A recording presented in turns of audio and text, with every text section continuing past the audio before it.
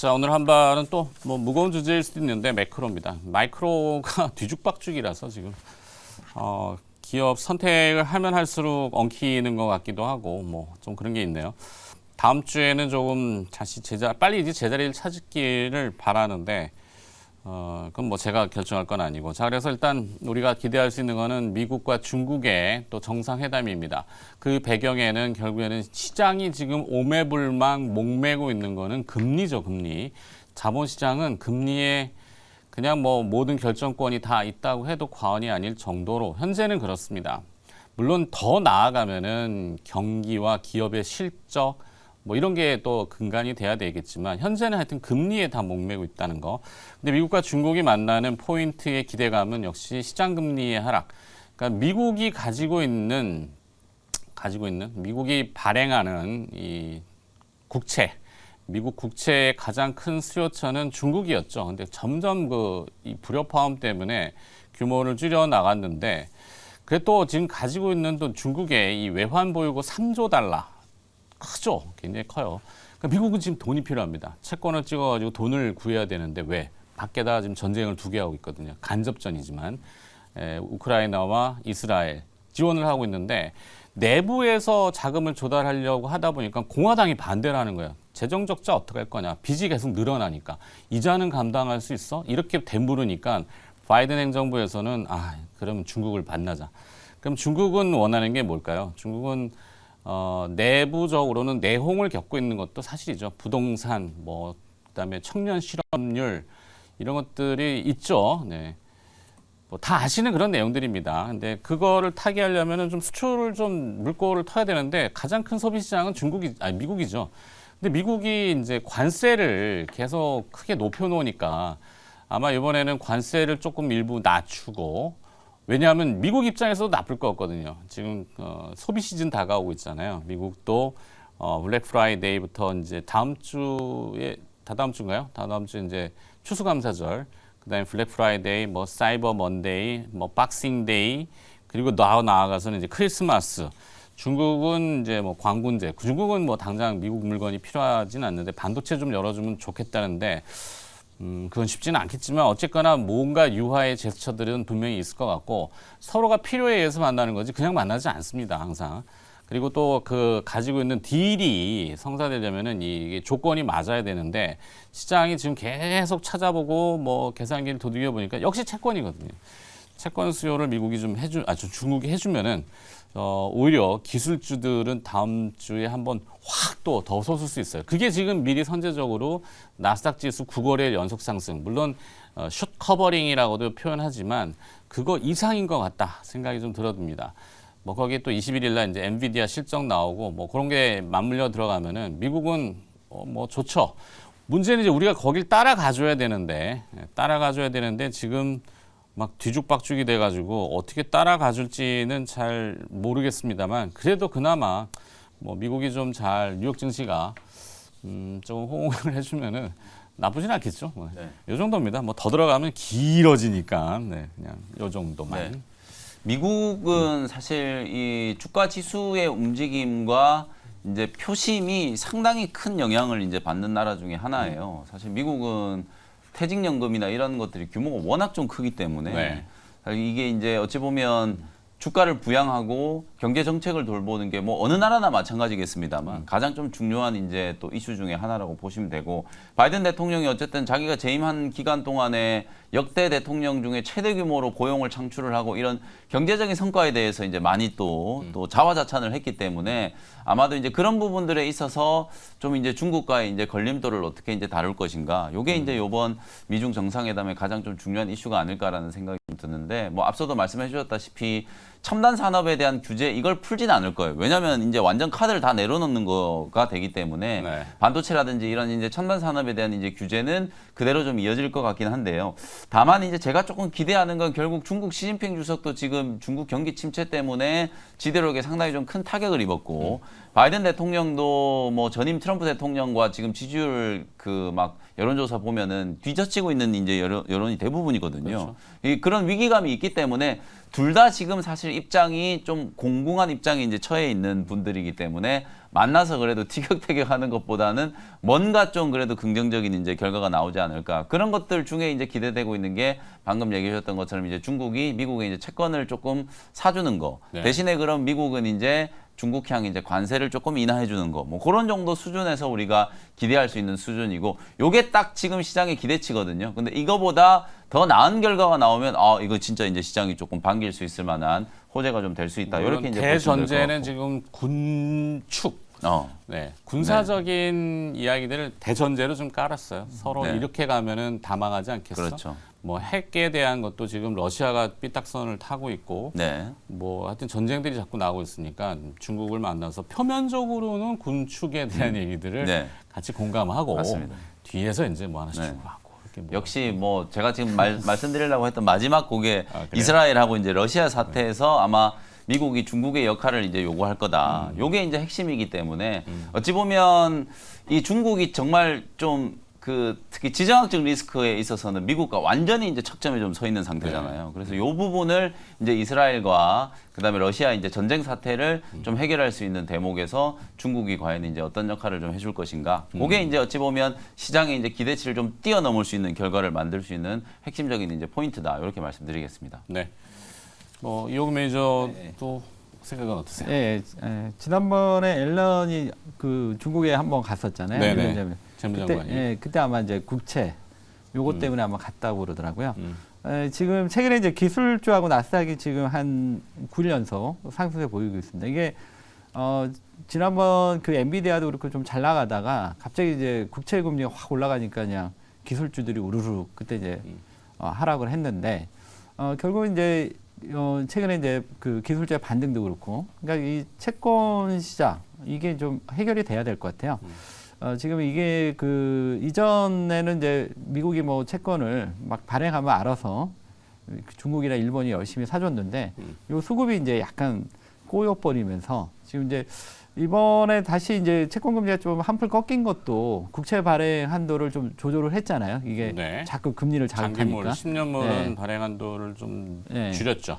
예, 그러면서 지금 이제 좀 안정이 되면서 지금 다시 이제 성장주가 올라오는데, 그렇지만 지금 바이든이 IRA라든가 여러 가지 좀 벌려놓은 게 있기 때문에 어쨌든 뭐 이 세금으로 들어오면 상관이 없지만 안 되면 이제 국채를 발행해야 되기 때문에 아마 이번 그 회담에서도 이게 좀 주요 이슈가 될 것 같아요. 그래서 이게 과거에도 이제 한번 1967년도에 그때도 그 영국이나 프랑스 이런 데가 이제 열심히 미국 국채를 사주다가 뭐 그때 이제 그때 한번 그 미국 채권을 던지고 뭐 금 사고 막 그러면서 한번 그 채권 금리가 한번 급등했던 적이 있었거든요. 그러니까 지금도 이제 약간 이제 그런 시기인데 결국은 내년에 이제 대선 바이든 대선도 있고, 그러니까 어쨌든 이걸 좀 풀어야 될 것 같아요. 그래서 이번에는 좀 미국이 어느 정도 조금 양보하지 않을까 이렇게 보고 있습니다. 그래서 여기서 뭔가 좀 돌파구가 좀, 왜냐하면 내년 대선 앞두고 막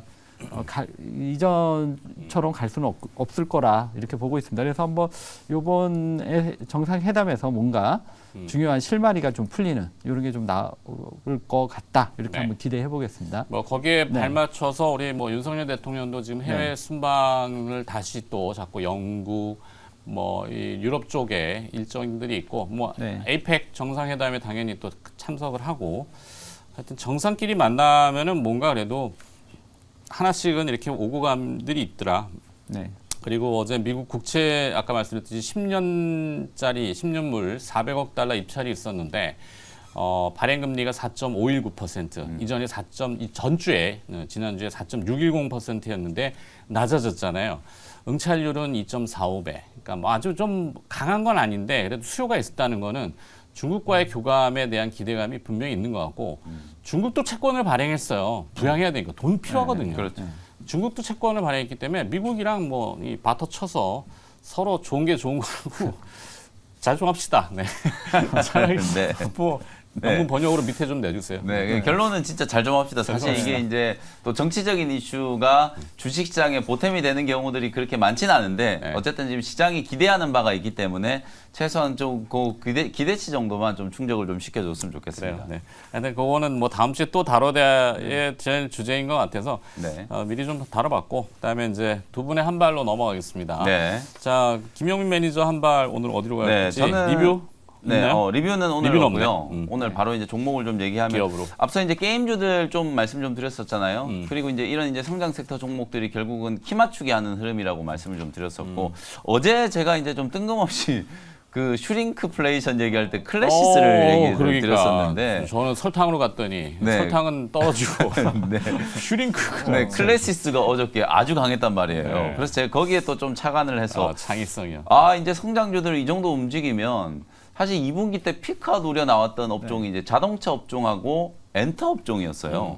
근데 엔터 업종 실적 발표 해보니까 되게 괜찮았거든요. 아, 좋죠. 하이브도 그렇고 어제 이제 SM도 실적 네, SM도 실적 괜찮아. 이제 JYP도 실적 발표할 건데 그래서 오늘은 저는 JYP 엔터를 JYP 준비를 엔터. 좀 해봤고요. 네. 일단 3분기 아직 확정 실적 발표는 안 됐습니다만 예상 매출액이 한 1,400억 정도 내외. 지금 아주 디테일하게 뭐 컨센서스가 지금 나와 있긴 한데요. 1,378억 정도로. 그리고 이제 영업이익은 한 430억대 정도 예상이 좀 되고 있는 상황이어서 2분기 때하고 크게 달라지지가 않아요. 그게 크게 달라지지 않은 어떤 그 매출액과 영업이익을 이제 기록을 했는데도 주가는 한 30% 지금 빠졌거든요. 그러니까 상대적으로 물론 시장이 좀 어려웠던 것도 있습니다만 그 피크아웃 우려 때문에 주가가 이제 조정을 좀 받고 지지부진한 흐름을 좀 보였었는데 클래시스도 마찬가지였거든요. 2분기 실적 발표하고 나서 이제 성수기 지났으니까 실적 안 좋아질 거다 그랬는데 예상외로 이제 실적이 시장 기대치보다 훨씬 더 좀 높게 나오다 보니까 어제 장중에 주가가 확 솟구쳤거든요. 이제 엔터 기업들도 그런 흐름이 이제 분명히 좀 나올 수 있다라고 보고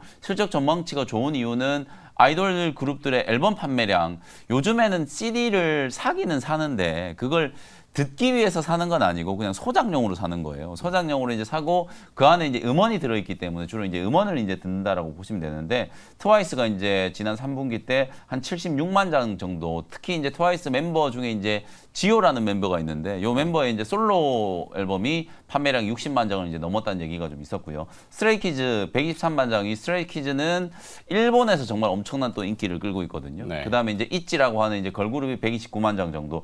뭐 요즘에 아이돌 그룹들이 뭐 앨범 내면은 웬만하면 그냥 100만 장 넘어가거든요. 그 정도로 이제 앨범 판매량이 확고하다. 그리고 이제 오프라인 공연에 대한 이슈. 오프라인 공연이 결국 트와이스가 월드 투어하고 일본 돔 공연도 하고 그랬거든요. 그게 이제 한 25만 명 정도 이제 공연 스코어를 기록을 했고 스트레이키즈도 23만 명 정도 이제 공연을 했다는 거예요. 3분기에만 이 오프라인 공연으로만 매출액이 한 110억 원 이상을 지금 기록을 한 상태이기 때문에 여전히 아이돌 주요 이제 아티스트들의 음반 판매량 너무 좋고 오프라인 공연 뭐 상당히 지금 잘 진행되고 있고 또 연말 되면은 연말에 또 공연이 계속 있잖아요. 네. 이제 그런 부분들까지 감안하면은 우리나라 이제 K-팝 이제 기업들의 실적 자체가 그냥 이게 단순히 그냥 일시적으로 반짝하고 끝날 이슈가 아니다. 그 BTS 정국 같은 경우에는 막 지금 솔로곡 발표하면 그냥 빌보드 핫백 차트에 바로 진입해가지고 정말 선풍적인 이제 인기를 끌 정도로 인지도도 정말 지금 높아져 있는 상태이기 때문에 특히 JYP는 강점이 전 세계에서 가장 큰 팝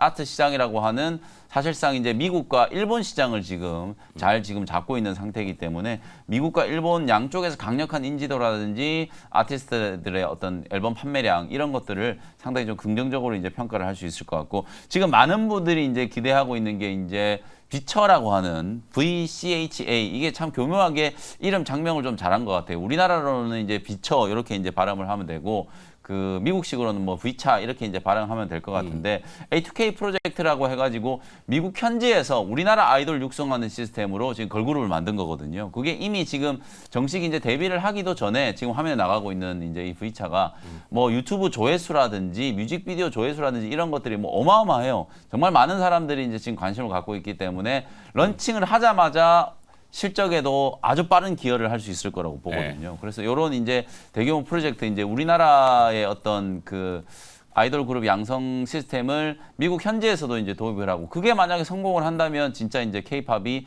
한 단계 더 도약할 수 있는 왜냐하면 이건 완전 현지화거든요. 현지화의 이제 성공에 대한 이제 기대감도 충분히 좀 반영될 수 있지 않을까.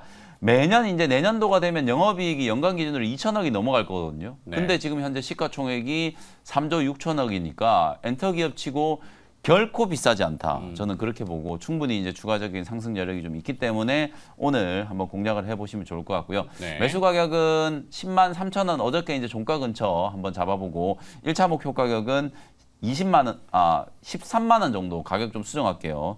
1차 목표 가격은 13만 원 정도 그리고 이제 손절 가격은 9만 원 정도 이렇게 이제 가격 전략 참고를 해보시면 되겠습니다. 네, 오늘 김영 매니저 JYP 엔터테인먼트 뭐 이 엔터 업종은 어쩔 수 없는 대중들의 인지도와 인기가 척도고인데 그 뒤엔 또 휴먼 인덱스 사람 인적 구성으로 돼 있잖아요. 뭐 거기에 따른 리스크들이 있는 엔터 기업들이 있죠. YG 엔터테인먼트하고 SM은 좀 그런 노이즈가 있지만 그렇죠. 하이브하고 JYP 엔터테인먼트는 좀 클리어한 맞습니다. 이미지가 있어서 네. 그 중에 JYP 엔터테인먼트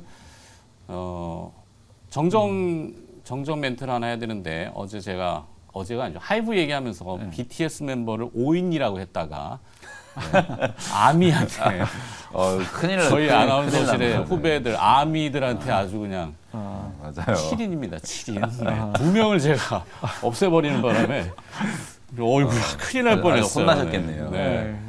어이구 큰일 날 뻔했어요. 네. BTS는 7인으로 하여튼 정정 멘트는 해드리고 네. 자 기업은 JYP 엔터테인먼트 그다음에 이호구 매니저는 네. 그냥 기업으로 바로 갈까요? 네, 바로 들어갈까요? 이호구 매니저의 네. 한 발. 저는 이제 레고 캔바이오. 레고 캔바이오. 네, 레고 캔바이오가 이제 최근에 한번 올라서 계속 좀 봤는데 계속 현 추세가 계속 유지가 되고 있더라고요. 그래서 이렇게 어느 정도 이제 매물 소화가 끝나면 한 번 정도는 또 다시 올라가지 않을까 이렇게 좀 기대가 됩니다. 그래서 오늘 준비해봤고요. 일단 예산은 뭐 잘 알죠. ADC 항체 약물 접합체 플랫폼 이거를 가지고 있는 기업이고요. 이 회사가 이제 지금 최근에 이제 에로 라이센스 아웃 그 현황을 조금 보면 플랫폼 기술 이전이 한 4건, 그다음에 후보 물질이 5건에서 지난번 이제 포순제약의 이제 기술 수출 이후에 9건이 추가로 더 좀 나오면서 어느 정도 지금 기술 수출 쪽에서도 어느 정도 좀 성과가 좀 있고요. 특히 이제 이 회사가 주목되는 거는 이제 작년 12월인가요? 암젠, 빅파마와 1조 6천억의 ADC 플랫폼 기술 이전 계약 체결을 했습니다. 그래서 이 회사가 이제 어느 정도 좀 기술력을 인정받는 게 아닌가 이렇게 보고 있고요.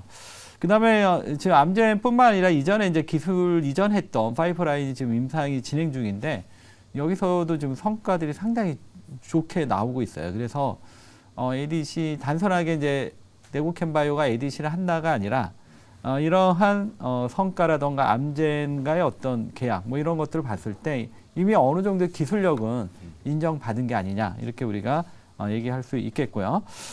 지난 6월달에 이제 포순제약이 그 ASCO 2023 여기서 그 임상 결과를 발표했어요. 그러니까 임상 1B상 발표를 했는데 여기서 상당히 결과가 좋아가지고 물론 이 앞전에 이미 이제 중국에서 발표하고 여기서 나온 건데 그래서 1B상에서 바로 이제 임상 3상으로 지금 중국에서는 임상이 진행 중에 있습니다. 그래서 여기서도 지금 신약 기대감이 상당히 높게 지금 나오고 있고 그 다음에 이제 레고캔바이오가 또 자체적으로 지금 신약 파이프라인 또 진행 중인 게 하나 있습니다. 이게 이제 일명 LCB84. 아까 이제 앞에 그 중국에 수출한 거는 이제 LCB14고 요거는 이제 LCB84인데 이 지금 현재 이제 비임상 단계에서 상당히 지금 좋은 그 성과들이 나와가지고 지금 현재 이제 그 경쟁 약물인 길리어드 사이언스의 트로델비하고 그다음에 아스트라제네카하고 이제 다이치상코하고 지금 그러니까 다이치상코가 이제 아스트라제네카 이제 수출한 다토 DSD 요 지금 경쟁 약물이 2개가 있는데 이거 대비해서 상당히 안정성과 효과가 좋게 나타나고 있어서 지금 상당히 이 유망 파이프라인에 대한 좀 시장에서 주목을 받고 있고 이전에 이제 다이치상코가 그랬듯이 이 신약에 어떤 라이센스 아웃, 기술 수출, 요 기대감이 상당히 좀 높아지고 있습니다. 이미 이제 존재한 경쟁 약물보다 훨씬 성과들이 좋게 나오고 있기 때문에 그래서 네고캔바이오가 이제 주목이 되는데 그동안 이제 공매도 때문에 상당히 어려움이 있었죠. 근데 이번에 이제 공매도 금지가 나오면서 이제 날개를 단 것 같습니다. 그래서 차트 보시면서 가격 전략 말씀을 드리도록 하겠습니다. 네. 차트를 보시면 지난번 한번 급등하고 이게 단발로 끝나는 게 아니라 지금 매물 소화를 잘 하고 있습니다. 그래서 다시 한번 상승 흐름 기대해 보겠고요. 매수가는 43,000원, 목표가는 51,500원, 손절가는 37,000원 제시해 드리도록 하겠습니다. 네. 이호근 매니저는 네. 오늘 선택 한 발로 레고캔 바이오 쪽을 네. 얘기해 주셨고 김영민 매니저는 JYP JYP 엔터테인먼트. 네. 네. 자, 그다음에 JYP 엔터와 또 뭐 연관성이 있기도 하겠지만 CJ ENM 네. 미디어 컨텐츠 네네네. 어제 실적 발표했는데 3분기 흑자 전환 그래서 뭐 피프스 시즌이 저도 이게 뭔지는 잘 모르겠는데 티빙하고 수익성 개선이라고 나왔더라고요. 네. 이게 뭐 우리가 주가는 어제 반응했고 오늘 증권가에서도 CJ ENM 목표가를 또 올렸어요. 4분기 실적 개선 지속 이렇게 됐는데 매출하고 영업이익은 좀 줄었는데 실적 개선이란 말이에요. 네. 그럼 사실 실적의 질이 제가 알기로는 대규모 구조조정의 맞아요. 영향이지 않을까. 나영석 PD도 나갔잖아요. 그래서 네. 어? 나영석 PD도 그래서 CJ에서 나갔잖아요. 나영석 연봉을 PD가 감당을 못 해가지고 어디로 갔을까? 밖으로 나와서 이제 독립기획사를 만들어. 물론 이제 지금 매일경제TV로? 그건 아니고요. 아니고. TVN하고 이제 계속해서 지금 그 뭐 예능 프로그램들을 많이 만들고 있습니다만 네. 그 정도로 CJ ENM이 2분기까지 실적이 정말 안 좋아가지고 나영석 PD하고 이제 재계약을 못 하고 나영석 PD 연봉이 이제 뭐 되게 높죠. 뭐 엄청나게 높았으니까요. 네. 그래서 그 정도로 이제 구조조정을 많이 하다 보니까 3분기 때 CJ CGV도 어닝 서프라이즈 나왔죠. 그다음에 CJ ENM도 예상 컨센서스보다는 이제 실적이 좀 잘 나온 거예요. 아까 우리 이호건 매니저님 위직 스튜디오 같은 이런 종목들도 말씀해 주셨지만 게임 업종이 이제 살아나니까 항상 우리가 이제 로봇 움직이면 AI 같이 움직이잖아요. 네. 그거랑 마찬가지로 게임 움직이면 이제 컨텐츠 종목들이 이제 같이 좀 따라 움직이는 경향들이 좀 있기 때문에 CJ ENM도 사실 실적 발표하기 전에 한번 보시면 바닥에서 벌써 지금 한 30% 정도 좀 올라왔어요. 그리고 위직 스튜디오도 저점에서 이제 좀 강하게 좀 터닝이 좀 되고 있는 상태이기 때문에 컨텐츠 기업들은 이제 최악의 구간이 좀 지나가고 있다. 뭐 그 정도의 이제 뷰로 한번 관찰을 해보시면 될 것 같습니다. 자, 그럼 이호근 매니저는 게임주 아까 게임주요? 우리 또 김현 매니저가 네. 의미심장한 주식으로 게임 섹터를 얘기했는데 네. 게임주에 네. 대한 평가를 좀 네, 지금 아까 이제 2차전지 얘기했는데 그 올해 그 2차전지가 열풍이 일어가지고 개인들 뭐 광풍이었죠. 예. 광풍. 완전히 지금 2차전지 수급이 그동안 막 그러니까 다른 종목들은 거의 종목으로 안 보이는 거예요. 그래가지고 거의 뭐 거기서 소외된 종목들이 뭐 너무 심하게 빠진 거죠. 그런데 이제 최근에 이제 게임주가 이제 무너지니까 거기서 이제 그 쏠렸던 수급들이 이제는 분산이 돼서 골고루 특히 이제 오랫동안 사실 이제 게임주 같은 경우도 공매도에 가장 이제 대표적인 피해주고 그리고 아무래도 이제 그 개인들 수급의 의존도가 좀 높은데 그게 이제 2차전지. 그러니까 2차전지가 약간 이제 에서 들어갔던 이 수급이 좀 풀리면서 결국은 게임주가 올라갈 수 있는 이런 요력을 좀 만들지 않았나 이렇게 보고 있고요. 그 다음에 어제 이제 뉴스 중에 이제 파노라던가 그 다음에 이제 일부 종목들이 이제 실적이 좀 좋게 나왔죠. 네. 그리고 또 다음 주에 지스타.